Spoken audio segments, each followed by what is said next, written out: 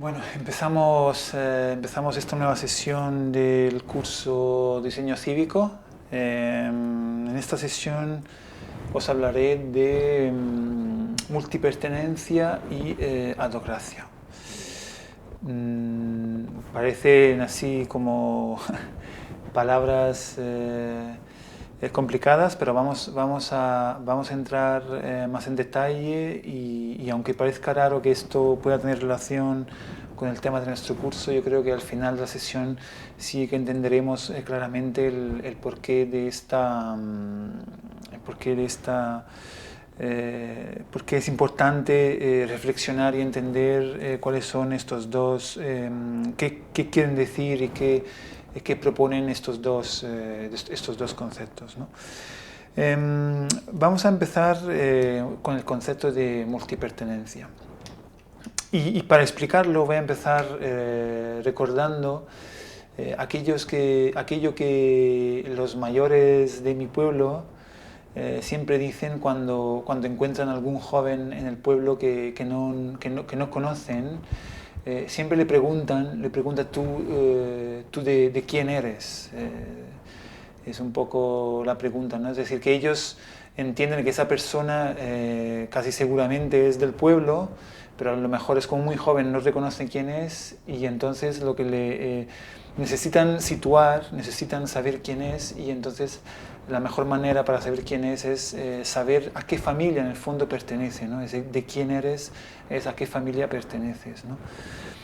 Y esto lo comento porque realmente esta pregunta explica una identidad, digamos, una característica de una identidad local, la que tenemos. Yo también soy de pueblo, la que tenemos una identidad de pueblo, una identidad local diferente de la que puede tener una persona que vive en la ciudad, ¿no?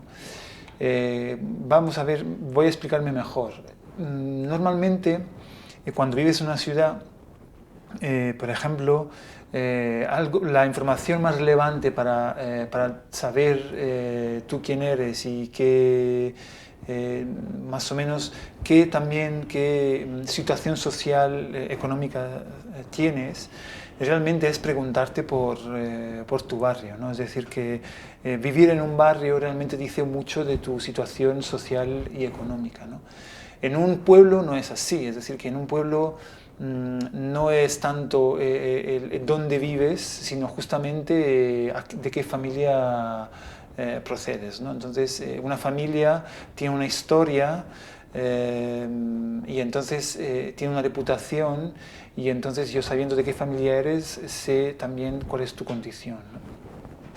En la ciudad esa historia reconocible es el barrio, ¿no? Es decir, que esa identidad reconocible es el barrio. Entonces yo conociendo el barrio conozco también en el fondo tu condición socioeconómica. Explico todo esto también para que podamos justamente entender este concepto de la multipertenencia, porque ¿qué pasa? Que los que somos de pueblo en el fondo, eh, para definir nuestra identidad territorial, no tenemos esta situación ni del barrio ni de la ciudad, porque en muchos casos cuando comentamos decimos, digamos, el pueblo al que pertenecemos, este pueblo no es reconocido por los demás, ¿no? No es lo mismo decir que eres de Roma o que eres de un pueblo pequeñito como es el mío que se llama Correnausonio, ¿no? Incluso en Italia nadie conoce mi pueblo. ¿Qué ocurre entonces? Que yo siempre dispongo de otras identidades con las que yo me identifico para poder presentarme de cara a los demás, ¿no? Y en cierta medida eso es un poco mi multipertenencia a un territorio que es más o menos reconocible, que es más o menos vasto, en función justamente de mi interlocutor, ¿no? Entonces, a un pueblo de al lado le puedo decir que soy de mi pueblo, le puedo decir mi nombre, ¿no? Pero ya en cuanto salga de mi provincia, es absolutamente inútil decir el nombre de mi pueblo porque nadie lo conoce, ¿no? Y en muchos casos ni siquiera conocen mi provincia. Entonces, cuando viajo fuera de Italia, mi identidad en el fondo me obliga, digamos, de alguna manera a hacer referencia a una ciudad más grande que puede ser, por ejemplo, Roma, ¿no? Y entonces, digamos que de alguna manera es una manera de explicar qué quiere decir eso de la multipertenencia, es decir, la capacidad de una persona en el fondo de sentirse reconocido en este caso en el territorio, en diferentes territorios, aunque estemos hablando de diferentes escalas, pero digamos diferentes territorios, ¿no?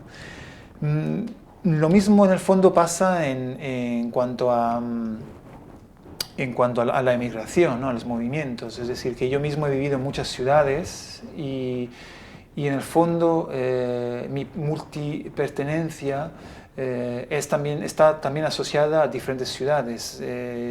Yo viviendo en Roma, viviendo en Madrid, viviendo en París, en el fondo tengo elementos que hacen que me identifique con cada uno de estos espacios, ¿no? Entonces, este es un ejemplo de multipertenencia y hay que añadir también que la importancia de este concepto realmente está asociada a una condición que consideramos normal, que normalmente vivimos en nuestras ciudades, pero en general, sobre todo en nuestras culturas occidentales, que es la idea de pertenecer a grupos homogéneos, ¿no? Entonces, el hecho, como comentaba antes, de pertenecer a un territorio como puede ser un barrio, describe algo de mi identidad. Entonces yo me siento parte de ese barrio, ¿no? Si pertenezco a un barrio, no me considero que pertenezco a otro barrio, ¿no? Pero esto va mucho más allá, en el sentido de que en muchos casos lo asociamos por ejemplo, a una universidad, ¿no? Si soy de una universidad, no soy de otra, ¿no? Eso me da una pertenencia, ¿no? Si pertenezco, por ejemplo, a un grupo profesional, si soy arquitecto, normalmente no soy ingeniero, ¿no? O no soy economista, ¿no? Digamos normalmente, ¿no? Entonces siempre además con un carácter excluyente. Y luego otra cosa que pasa a menudo es que existen ecosistemas de pertenencia, ¿no? Quiero decir que normalmente si perteneces a un grupo de arquitectos, posiblemente también pertenece a otro grupo que le interesa, no sé, la cultura arquitectónica de la ciudad, ¿no? Y eso incluso políticamente, ¿no? A veces si pertenece, digamos, a un partido, no te sientes parte de otro partido, ¿no? Si te sientes parte de un partido de derecha, no te sientes de izquierda. Y de alguna manera también en cuanto a los ecosistemas, si pertenece por ejemplo a un partido de izquierda, posiblemente vistes de una forma y si eres de derecha vistes de otra forma, ¿no? Y a lo mejor si eres de izquierda eres menos, en muchos casos, menos religioso y de derecha más religioso, ¿no? Y de alguna manera nosotros hemos asimilado eso, ¿no? Esa idea de que existen, digamos, grupos homogéneos o ecosistemas de grupos homogéneos en el que nosotros no reconocemos. Y eso también está asociado a una cultura que tiene que ver también con los sistemas, digamos, democráticos o, digamos, nuestra organización político-democrática que nos ha educado a pertenecer a un grupo y luego a tener representantes de esos grupos que de alguna manera defienden o representan justamente nuestros intereses, ¿no? Y el hecho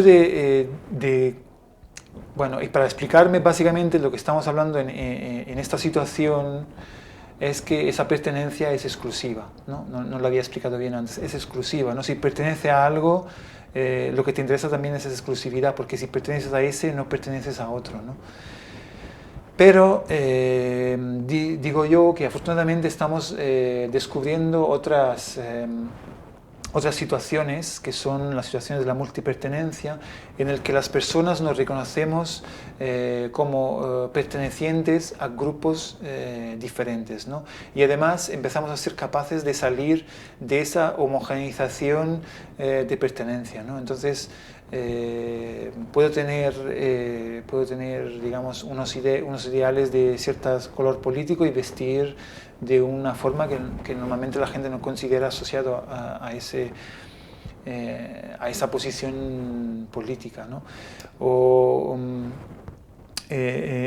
Bueno, creo que en eso, digamos, nos entendemos, ¿no? Pero eso, una vez más, ¿a qué viene, no? ¿Y qué relación tiene con la idea del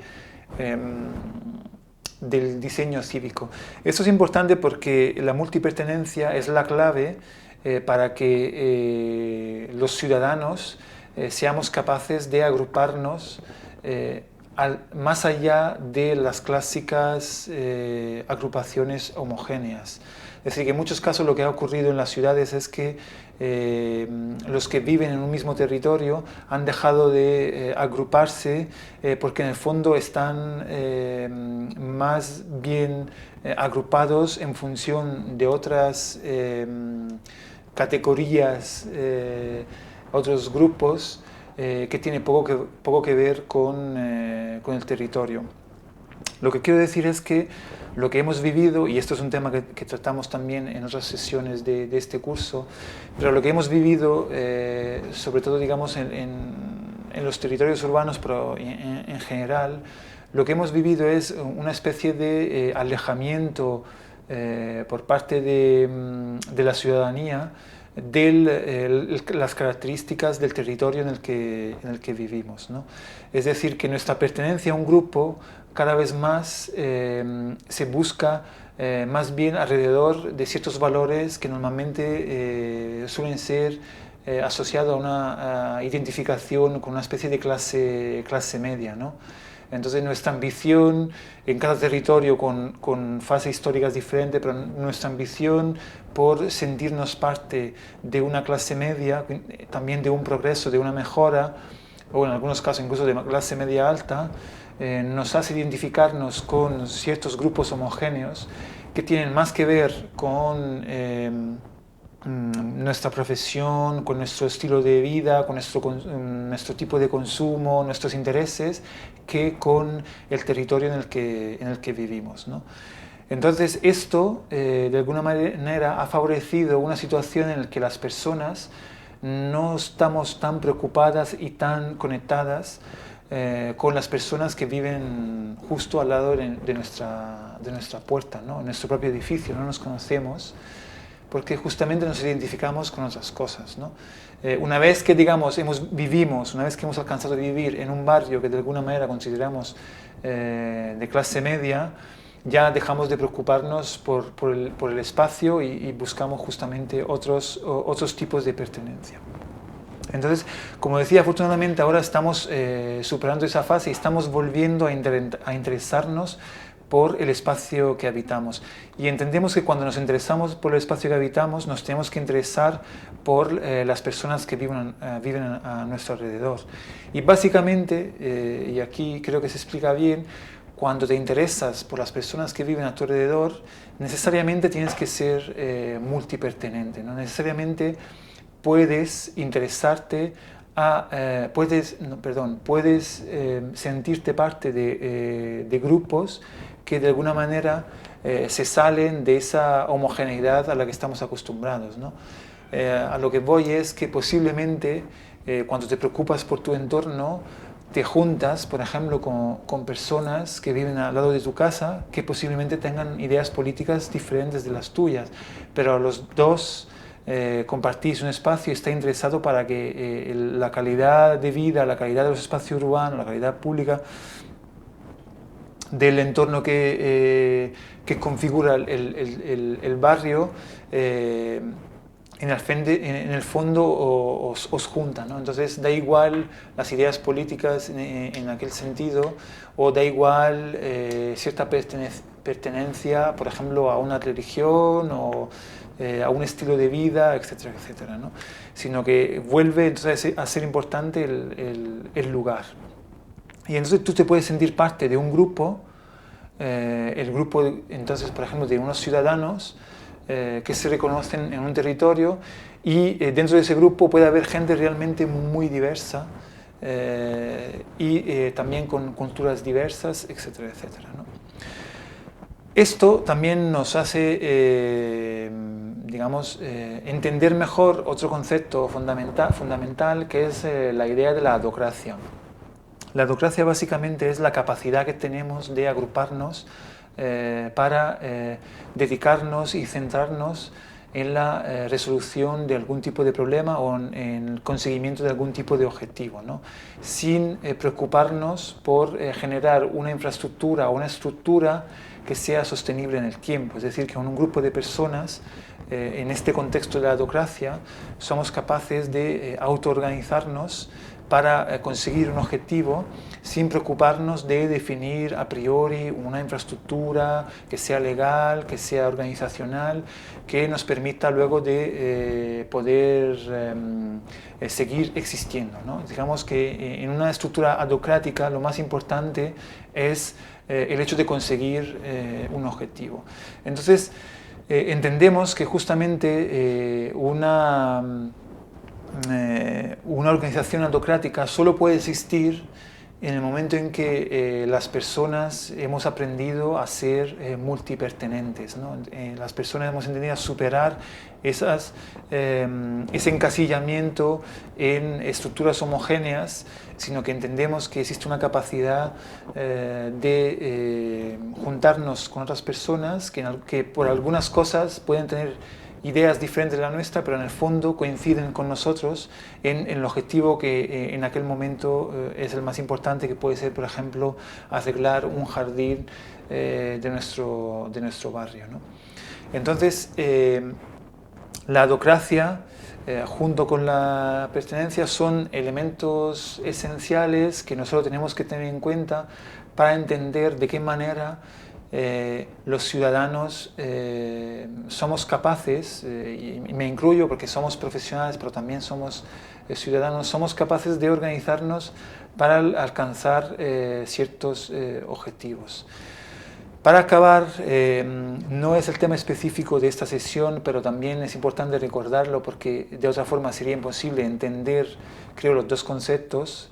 No podemos no tener en cuenta la idea del procomún, es decir, que una organización autocrática es posible también cuando en el fondo las personas asimilamos esa capacidad de autoorganización y de organizarnos en común, que va más allá justamente de las categorías de lo público y de lo privado, ¿no? Es decir, que como personas, como ciudadanos, nos interesamos por un territorio, aunque exista una estructura pública que se interesa por el mantenimiento de ese territorio, nosotros, en lugar de esperar a que esa institución pública que está formada también por técnicos y por elegidos que nos representan. Entonces, en lugar de esperar a que ellos se encarguen de solucionar el problema, porque justamente todo eso está adscrito en esa dimensión de lo público, con lo cual yo no debería preocuparme de ello porque ya existe una institución que lo hace, la institución pública. En algunos casos vemos que realmente no tenemos por qué esperar a que eso ocurra, sino que podemos ser nosotros mismos los protagonistas de esas acciones, ¿no? Entonces, en esos casos no nos estructuramos dentro de una, digamos, de una infraestructura legal o de una infraestructura de representatividad, por ejemplo, montando una organización, organizando un colectivo que pueda seguir en el tiempo desarrollando cosas, sino que realmente nos centramos en un objetivo y una vez que lo hemos alcanzado, también sabemos que ese grupo, ese colectivo luego se puede disgregar, ¿no? Para acabar, lo que es interesante en todo esto y que personalmente he podido vivir en primera persona con algunos ejemplos y proyectos, experiencias en Madrid en este caso, cuando se dan esos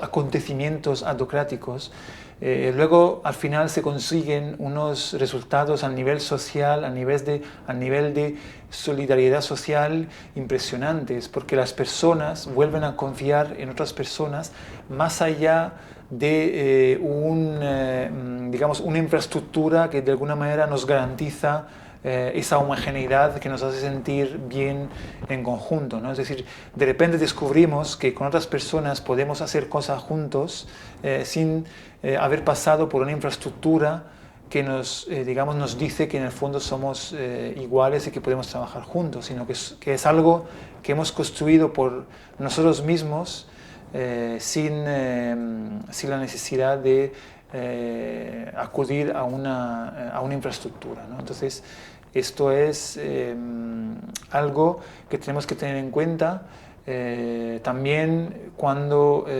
nosotros como profesionales que trabajamos con la gente estamos abordando cualquier tipo de proceso que pueda transformar un espacio o un barrio, ¿no? Porque lo que ha ocurrido con un acontecimiento autocrático que es espontáneo es que en el fondo la gente luego se ha conocido, se ha encontrado y han generado luego una solidaridad social que sigue en el tiempo, que tiene que ver con algo que comentamos siempre aquí a menudo en este curso de lo que es el diseño cívico, que es buscar de qué manera luego los procesos puedan seguir continuando independientemente de nuestra propia implicación.